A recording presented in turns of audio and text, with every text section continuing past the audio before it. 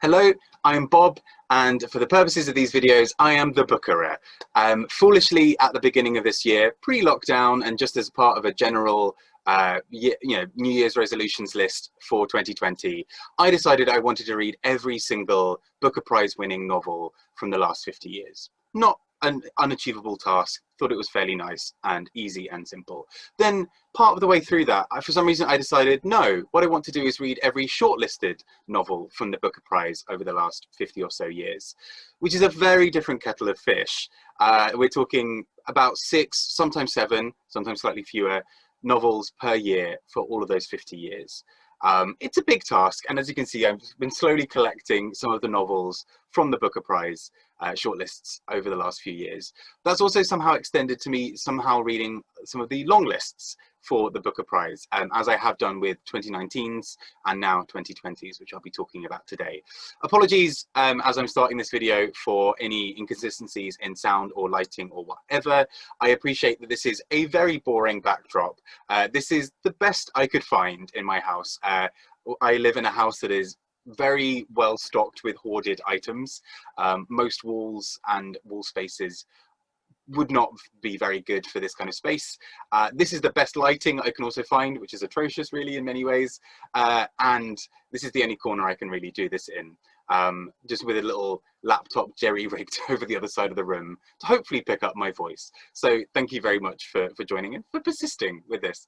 I also do write a blog for these, which I've sort of just been starting recently this year, because, you know, 2020, who needs, let's have some more projects. And let's get going. So 2020 in many ways has been a challenging year, I think it's fair to say. What with protests around racial justice, the very small matter of a global pandemic, and many other political and sort of ethical problems that we are facing. Now, within that context, it can seem quite banal and quite strange to be talking about a book prize as if it's one of the most important things that's out there. But I think not only is it incredibly important to engage with new voices and new ideas, but I also think that reading brings so much comfort and joy to so many people. And I think that's a really important part of this year. I myself know that I have really taken a lot of comfort in books this year, even more so than usual, even if at the beginning of the pandemic, reaching the UK, I just could not read at all. I just found it incredibly difficult to focus on anything. So I'm glad that I'm now at the stage where I can talk a little bit about the long list, and I'm actually able to read, which is, you know, kind of fundamental to this whole thing. So in 2020, we were hit then with the long list. The long list of 13 books came out, and it's a really broad range of books from so many different types of authors, different backgrounds, and with really different focuses on the human experience. So we've got an amazing book like Sophie Ward's Love and Other Thought Experiments, which is all about taking philosophical ideas and translating them into a sort of novel form with these sort of interconnected narratives. I absolutely loved it. I think it's one of the best books to come out of this long list. I'm a little bit gutted it didn't make the short list, but there you go. It's luck of the draw in that sense.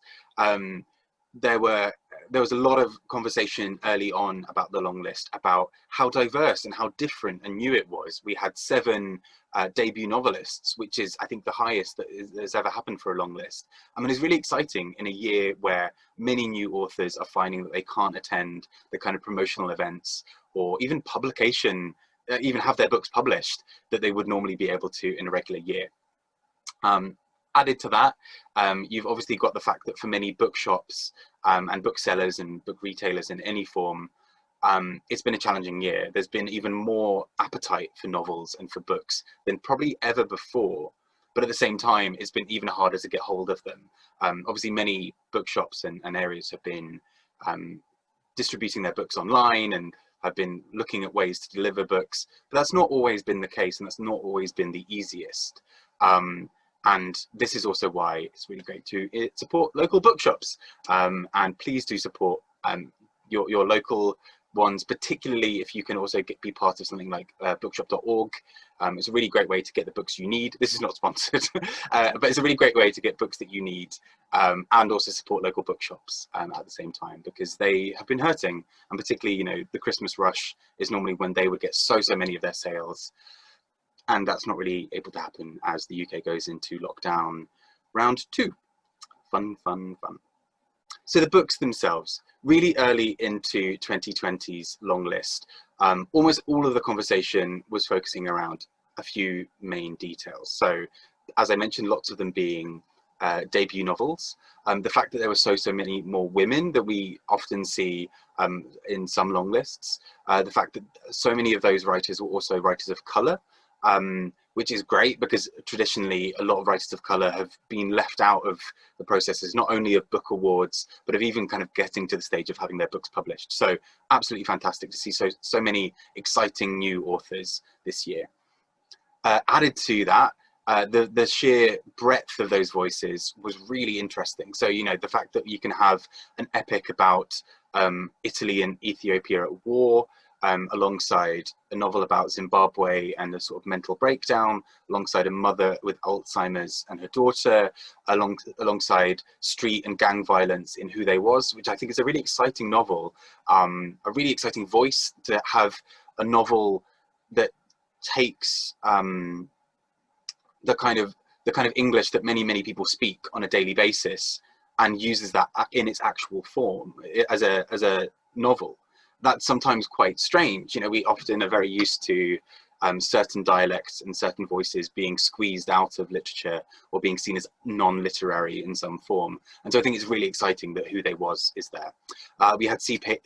Pam Jang's How Much of These Hills is Gold, which really retells the idea of the American epic, of the kind of frontier narrative, but through a Chinese-American family, which is incredibly new and exciting and dynamic, and just really powerful. And I think this is kind of why I really like the Booker Prize. It sounds a bit kind of cliche to be like, I love it so much, it's great. But I think what is really incredible about prizes is not only picking the so-called best novels of the year, which are always going to be subjective in many ways, but also exposing audiences to more varied new voices from across the world. I know many people have had an issue before with perhaps non-US authors being sort of squeezed out because of how many US authors tend to now appear in Booker Prize shortlists and long lists. But actually, I don't think it's necessarily a problem overall when we sometimes get some of these great narratives that come out of it. I think it's also really important to notice that so much focus was put on the fact that 9 of the 13 Booker Prize long-listed authors this year have US citizenship, whether being solely US citizens or whether having dual citizenship.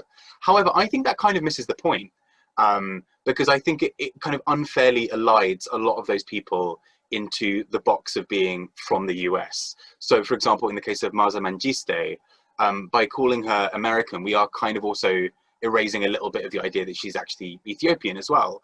I think it's unfair to only really pigeonhole some of these authors as being from the US. Douglas Stewart, for example, his novel Shuggy Bane, which I adore, is all about working class Glasgow, he himself having been brought up there. The fact that he now resides in the US and has US citizenship, to me, is kind of fairly irrelevant. I think that novel still comes from a very Scottish place. Not to deny his current citizenship, but I think it's unfair to only focus on the fact that he is also one of the number who has US citizenship. I think that ignores a lot of the breadth and diversity of the authors who we have in this year's long list. And of course, what discussion of the 2020 Booker Prize long list would be complete without mentioning Hilary Mantel and The Mirror and the Light. So many column inches were dedicated to talking about this novel, about the idea of Hilary Mantel, you know, getting the hat trick, winning 3 times and 3 times in a row for 3 novels as part of the same trilogy, all of which would be completely unprecedented and new. But then, you know, 2020 is a year of nothing really making sense or really being expected. So there we go. But it was really interesting to me that so much of the discussion around the 2020 long list focused on Hilary Mantel, often to the exclusion of all of the other authors. And as I mentioned, some really exciting and incredible voices coming through with their work in this year. And so the 2020 long list, all the discussions were, is Hilary Mantel going to make it a triple, make it a hat trick? I know sports terms. Is she going to take the win and be the first person to win 3 times? Now that feat has never been achieved before, obviously, because I was talking about it being the first. But we had authors coming very, very close in previous years. So in 2009, J.M. Tsitsi was shortlisted for his novel Summertime, which is fantastic, by the way, and was very, very close to winning the Booker Prize that year. Was, however, beaten by a certain Miss Mantel with Wolf Hall. But that voting came really down to the wire. Sue Perkins was one of the judges that year. She kind of revealed that the vote was 3-2 in favour of Wolf Hall. And there was a lot of discussion around why they thought Summertime should have won. The year after, 2010, we saw Howard Jacobson win with The Finkler Question. However, shortlisted that year was Peter Carey with Parrot and Olivier in America. Now that novel, had it won, would have made him the first 3-time winner. But again, obviously did not happen. So this kind of fanfare gets raised and then kind of falls away again. And then in 2016, the next kind of time that we've been close to this happening again, J.M. Tsitsi, again, he's incredible, by the way, as an author. All of these nominations are deserved, in my opinion. But he was longlisted for the Booker Prize for The School Days of Jesus, which again is also part of a trilogy. Here's something that keeps on happening. And had he been shortlisted and then had he won, he would have been, again, the first triple winner of the Booker Prize. Obviously, none of these happened, and we're in the situation in 2020 where this kind of appetite for this to happen has not happened again. So Hilary Mantel, shock, horror, didn't make the shortlist. Many people were quite surprised by it. I have to admit, I was fairly surprised by it. It was such a beloved book this year by critics and by readers alike. And I thought it had a really good chance of being in the shortlist, but then perhaps not winning. However, it didn't make the shortlist at all. And that I thought was quite interesting, because that's not to say it's a bad book. It always seems like more of a snub because of Hilary Mantel's kind of presence and the fact that she's won the Booker Prize twice before. But actually, all of it really is just a story of book went from 150 submitted novels to the top 13 and then didn't make the top 6. There we go. I'm sure she sleeps well at night. And in fact, she did give an interview before the shortlist was announced saying, I know that if I don't make the shortlist or if I don't win, it's going to be painted as this giant tragedy and like I've been robbed. I'm fine. It's totally fine. It's a book prize. Hilary Mantel, before she ever won with Wolf Hall, was also a judge one year. And she credits that with having grounded her a lot after her win for Wolf Hall.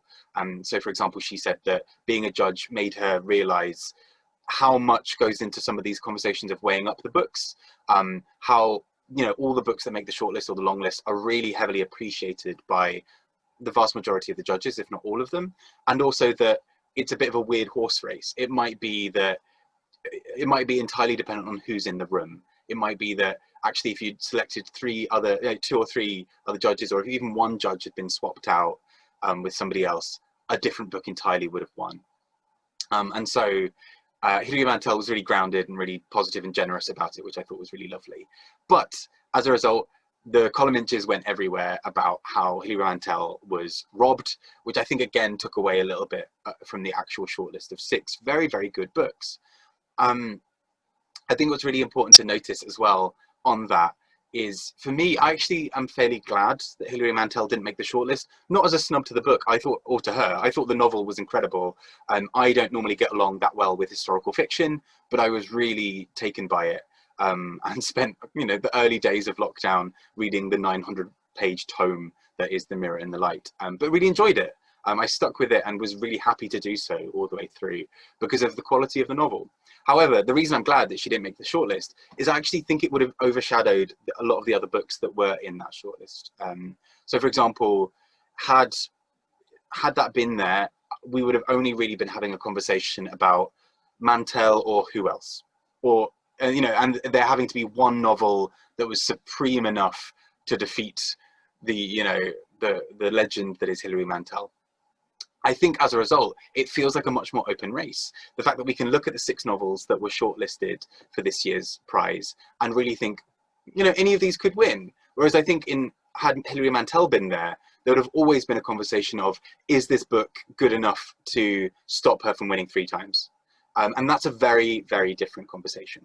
And so, onto the shortlist itself. So I'll go through in alphabetical order, starting with Diane Cook with A New Wilderness, a really interesting novel about a kind of post-apocalyptic or post-environmental collapse kind of scenario where the cities have become too toxic and too poisonous to live in, and so people are slowly moving out into the wilderness.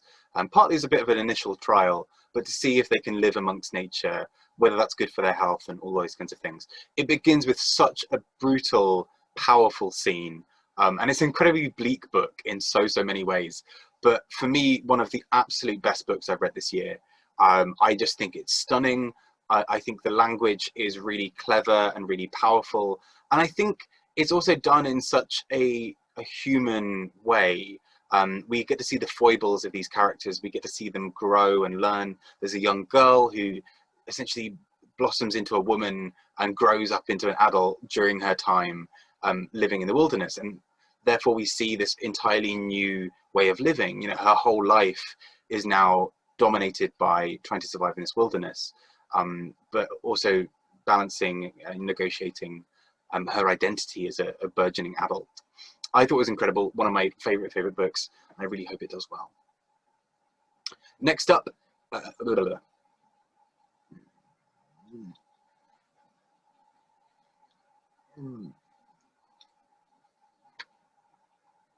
next up, we have Tsitsi Dangarembga's book, This Mournable Body, which is all about a woman called Tambu going through her life in Zimbabwe, particularly a Zimbabwe that's had a lot of political issues and where there's a lot of racism and corruption kind of baked into a lot of wider society.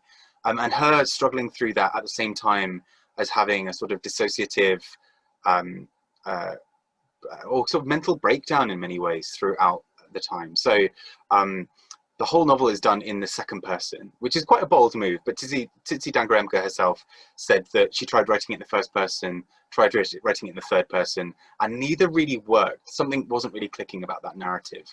The first 2 books in the trilogy were in the first person, and so this is quite a big change. However, I don't think the second person for me always necessarily worked. There was definitely a scene towards the end where I thought it was incredible, like so powerful. And I don't want to spoil it, but essentially this character, Tambu, is worried about essentially selling out her own culture and her own village and people and family to make money for white tourists and to kind of keep her in a job that she doesn't really want to be in anyway. But the whole of that being done in the second person means you've now got a character berating herself for denigrating and ruining these relationships, whilst kind of having a dissociative episode in some form, and whilst it's all kind of unfolding and she's almost powerless to stop it. And just the narrative around that is just so powerful and so incredible that I just think this is a really great novel.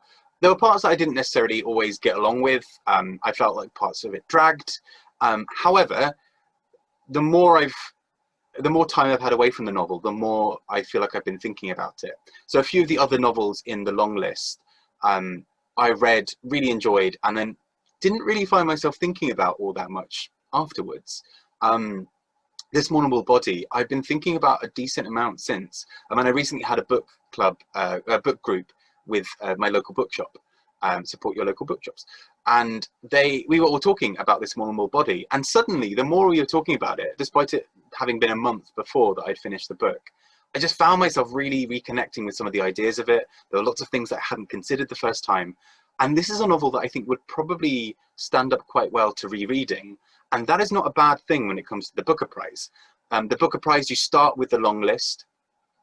You start with 150 odd books, and the judges read every single one of those, and from that form the long list of 13. Then they reread the long list to choose the shortlist of 6. Then they reread that shortlist of 6 to choose the eventual winner. That means a book like this Mournable Body will have been read now by the judges 3 times. And I think that's in its favour. I think this is a novel that would probably stand up quite well to being reread. And I think as a result, it might have a decent chance of winning. Next, we have Avni Doshi's Burnt Sugar, which details the relationship between a mother and daughter. The mother is going through sort of early onset Alzheimer's and has really started to forget a lot of things. And her daughter almost doesn't want her mother to forget, not only for her own sake, but also because they've had such a fractious relationship. She almost doesn't want her mother to forget how cruel she's been. She doesn't like the idea that her mother can now go to being this innocent character who's looked after by everybody. She almost wants to punish her and to remind her of all the harm she's caused the daughter. Now, the initial part of the novel, I was sort of waiting for something to get started, and then once it really goes for me, once I connected with it, I think I was having a bit of a lazy reading day and just couldn't really connect.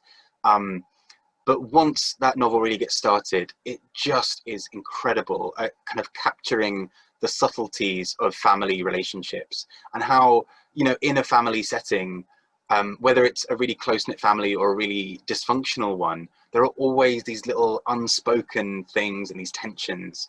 I thought what was really powerful about it was every other character is kind of saying, oh, you know, you need to look after your mother. She's fine. You know, you won't have that many more years with her. You've got to look after her now. And the daughter is unable to let go of some of those things because of how much pain she's been caused by it. And I just thought it was fascinating how she really drills down into those thoughts and those feelings of what can be quite uncomfortable and quite difficult to talk about. And I don't want to ruin it, but it does end with a really gorgeous scene. I say gorgeous, heartbreaking, powerful, whatever, poignant, other adjectives, but a really amazing ending where it feels for a moment that the roles are switched. And it happens in such a subtle and clever way that I was just blown away. And for me, it transformed it from a book that I was enjoying a decent amount to a book that I just thought was incredible and really strong. Again, would not be surprised if this book won. I realize I will be saying that about pretty much every book here. But I think it has so much force of power behind it.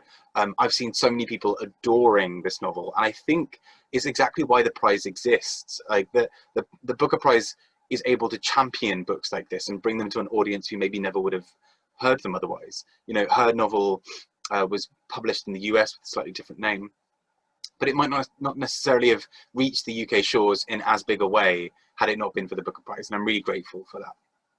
Next up, we have Maaza Mengiste's The Shadow King, which is all about the war between Ethiopia and Mussolini's Italy. And what's really fascinating about this is it's such a broad, big saga that really goes into so many themes of war and loss and power and disempowerment. And it's just incredible in so many ways. Really rich language, really beautiful scenes, and a really strong and interesting main character in the name of Hirut, who is a female soldier. Now, this is also where I have to admit that I listened to it as an audiobook. Nothing wrong with audiobooks, absolutely nothing wrong. And it's often a really good way of engaging with stories. There are sometimes books that I prefer in audiobook form just because I think that cadence or that voice can sometimes get lost in my own head if it's from a sort of different culture or a different area that I'm maybe not used to. I listened to it as an audiobook mostly because of availability, because at the time I was not necessarily able to go and get the book, and I was kind of unsure about how I feel about the book and wasn't sure if I wanted to spend 15 quid on the hardback version, but also support your local bookshops if you can. And so I listened to the audiobook, And the thing is, it's quite a long novel. So the audiobook was about 16 or so hours. Now, for a short focus novel, kind of like Anne Tyler's Redhead by the Side of the Road, which was longlisted this year, that audiobook is about 4 hours and is very concentrated as a novel. You know, it's not a sprawling narrative. It focuses on a few characters in one area. And so it's maybe easier to have as an audiobook than something like The Shadow King, where I did realize at one point, sort of 8 hours in, I couldn't remember who a certain character was. And normally in a book, you could scroll back a bit, and that's a bit harder to do with audiobooks. And so I think I lost something. I think I missed something in that book because I was experiencing it as an audiobook. However, and that's nothing on the voice actor reading it. I think they did an incredible job. I think this is a book I just personally needed to see in person and to read physically. And I think that's what I need to do. I think this is a kind of book that I'm going to reread to get a little bit more from. And so although it didn't massively blow me away this time, I think given a chance, I would probably enjoy this book a little bit more. And I've also seen a lot of people absolutely loving this book online. I do feel like it's got a very strong chance of winning. And again, I don't think that would necessarily be a bad thing. I think it's a really powerful narrative, a really needed narrative for the time, and one that I think we can really dig a bit more deeply into. We don't often hear in the UK from that many Ethiopian authors. We also don't hear that much about Ethiopian and Italian conflicts. So I think it's a really powerful thing, particularly as we think about, you know, a future that a world that we're currently living in, where many countries sort of post-colonialism are sort of still struggling with some of the aspects of that. Although Ethiopia was never sort of formally under the Italian Empire in that sense, it was obviously massively affected by it. And I think it's really great to have some of these narratives in what we're reading at the moment. Next, we have Shuggy Bane by Douglas Stewart. Now, this novel has had a lot of comparisons to Maggie and Me and to Billy Elliot, partly for good reason, in the sense that all three narratives really focus on the idea of working class coal mining communities who are very, very heavily affected by the closure of mines by Margaret Thatcher's government in the 1980s in the UK. Whereas Maggie and Me also focuses on parts of Scotland, and Billy Elliot obviously on the north of England. Shuggy Bane is on Glasgow.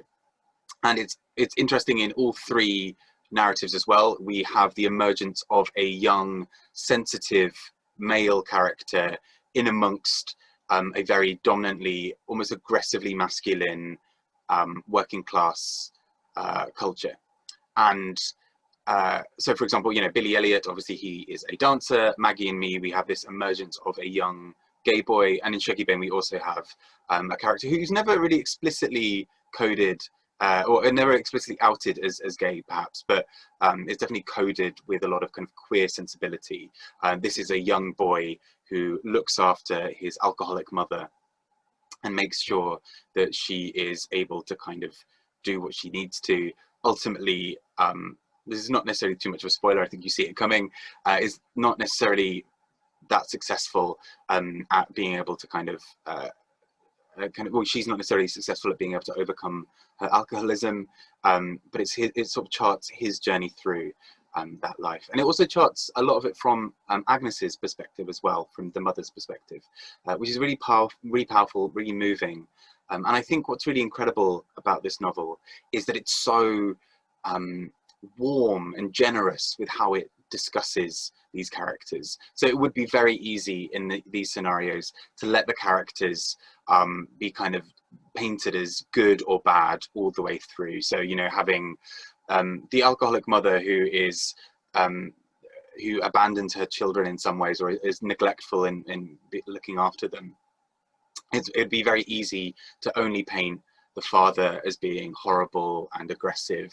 It would be very easy to paint a lot of other characters as just very one-dimensional. And I think what's incredibly powerful about this novel is that everybody has a sort of warmth and humor to them. So even if there's a character who we're not necessarily meant to sympathize with a great deal, they bring a lot of humor, or they bring something else to the novel. And I think that's one of the most incredible things about this, is that you do very much feel like you're part of this world, and you know these people all the way through. I could really imagine people I know in my life who were somewhat similar to some of the characters, perhaps not to their extremes, but that there were elements of their human sort of psyche that was very, very familiar. So I think that was incredible, and I would really love to read whatever else Douglas Stewart writes next. And finally, not to end on a bummer, but this is the novel of the shortlist that I didn't get on with that well. This is Real Life by Brandon Taylor. Now, again, don't get me wrong, this is not a bad book. I'm not saying that by any means. There were plenty of things that I thought were really strong about this novel. I really enjoyed, for example, how it details feeling more and more alone and isolated in certain social groups because of who you are. So in the case of the main character, being both black and gay in a university setting meant that for some people, there was just something about his experience that they couldn't relate to. So often he finds that other kind of gay or sort of queer adjacent figures don't necessarily understand him because of his race, and other people don't necessarily seem to understand the problems of racism that he's facing because of their own lenses on the world. So a really good example is one scene where it is between he's having the main character is having an argument with a white woman, and the woman accuses him of sexism, but in doing so also doesn't notice any of her own homophobia and racism, and it kind of becomes this weird almost identity Olympics, but the main character kind of sort of steps away from it and doesn't engage. The problem I did have with the novel is I sometimes wonder if maybe I'm a little bit additionally critical of any stories with queer storylines, being gay myself, where I sometimes, if I don't feel like something's captured the right way, it kind of unsettles me and I can't quite get into it. I think the part that I didn't necessarily like in this novel was the relationship between the main character and this other man. Towards the end, it gets quite violent and quite, I would say, abusive. And I think there's a really interesting point here about authorial voice and authorial intent. I didn't necessarily feel that it was being critiqued in a certain way. I'm sure many people I know have loved this novel. I know other people who have really not engaged with it and really not liked it at all. I mean, I'm really interested to hear people's views on this. But for me, I found that relationship quite hard to stomach and didn't necessarily have the payoff of those ideas or those characters being challenged necessarily. So, for example, there's one character, you know, this love interest is really quite violent, and it's sort of seen as, okay, well, yes, he's violent. Here are some sort of reasons behind that. And for me, I don't think I had the conclusion to it that I maybe necessarily needed. Maybe that's unfair of me as a reader, who knows? But I really think that that's something that for me I couldn't connect with a novel on that basis. So that is the shortlist. For me, I have my personal favorites. I would love to see Diane Cook's The New Wilderness win. I would also love the winner to be Avni Doshi's Burnt Sugar or Douglas Stewart's Shuggy Bane. But at the same time, I think the rest of the shortlist, perhaps not including Real Life by Brandon Taylor, I would love to see any of those novels win the Booker Prize. I think they're all remarkable novels in their own right and for very different reasons. I think where some of them have this real brutality, some of them are sweeping epics about history, some of them really focus in on human relationships and kind of focus on the personal.